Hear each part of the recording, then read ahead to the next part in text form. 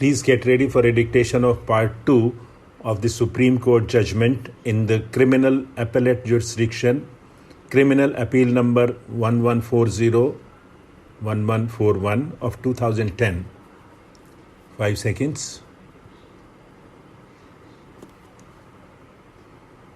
Start. The trial court also observed that eyewitness Govind Ram did not support the prosecution story, and the Gram Panchayat Pradhan stated that the complainant only informed her about a minor dispute, after which she advised him to contact the police, noting that no evidence was put forth by the complainant to establish the unavailability of telephone network in the neighboring village. The court found the delay in registering the FIR to be fatal to the prosecution. The spot of occurrence was also doubted, observing that blood stains were noticed in the passage leading to the village.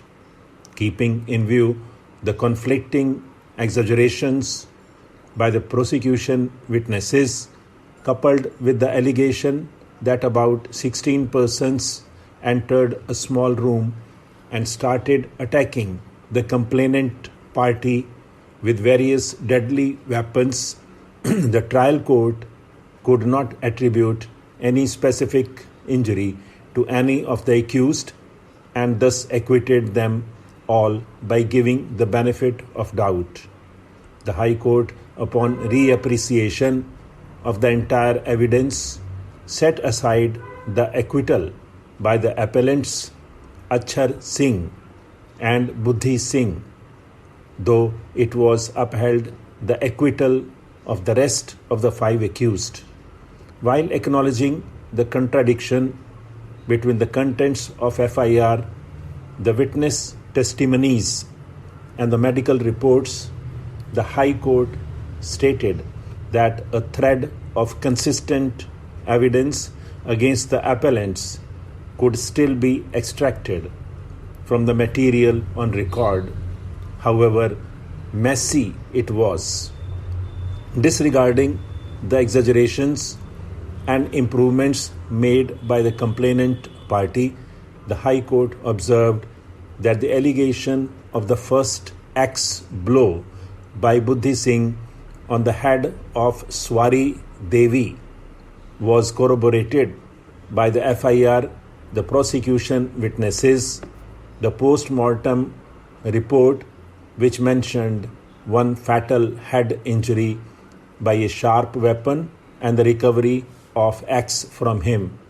The High Court noted that the allegations against Achhar Singh with regard to his assault on Beli Ram with an axe were also consistent, and medical evidence showed that some injuries could have been caused by an axe.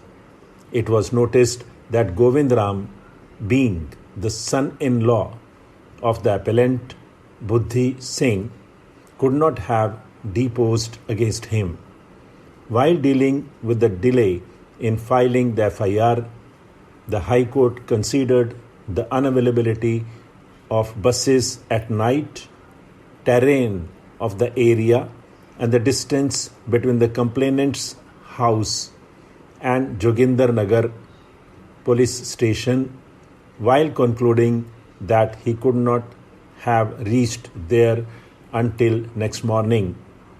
With regard to the trial court's confusion about the spot of the occurrence, it was held that the evidence regarding the broken window panes, scattered articles in the room, plates with leftover food, etc., was enough to conclude that the occurrence took place inside the room, and the presence of random blood marks elsewhere ought not to be given undue credit.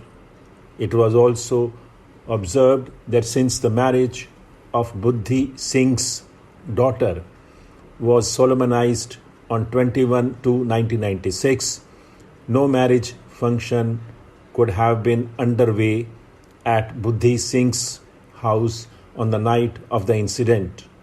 While observing that the evidence on record did not suggest a common intention to kill Swari Devi or cause grievous hurt to Beri Ram, the appellants were held to be liable for their individual acts.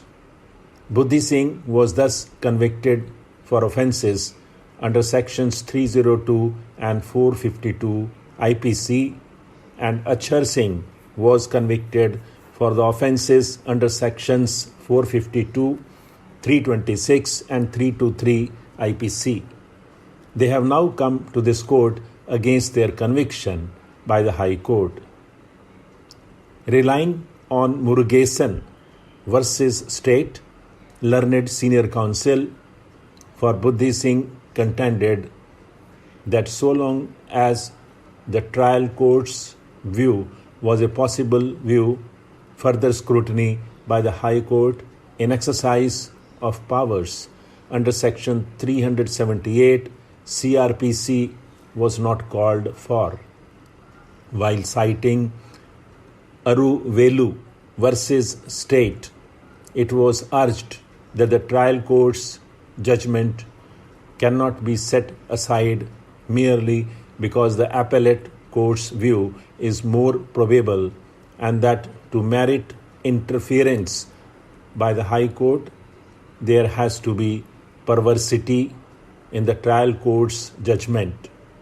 It was also pressed that owing to their proximity to the witnesses, the trial courts are at an advantage to judge the credibility of the witnesses and make intangible observations. Learned senior counsel highlighted the prosecution witnesses' tendency to exaggerate and falsely implicate, and pointed out that the 4 head injuries to the deceased, as alleged by the eyewitnesses, were falsified by the medical evidence, which showed only 1 head injury. It was also accentuated that 9 persons who were mentioned in the FIR were let go at the stage of charge as bystanders. The contention was that the prosecution also ought to have arraigned these 9 persons as witnesses.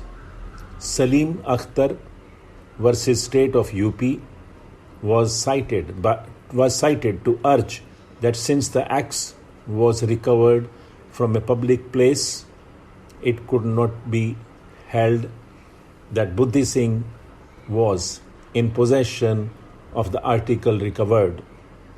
Additionally, no conclusive presence of blood on the axes recovered was stated in the FSL report. Stop.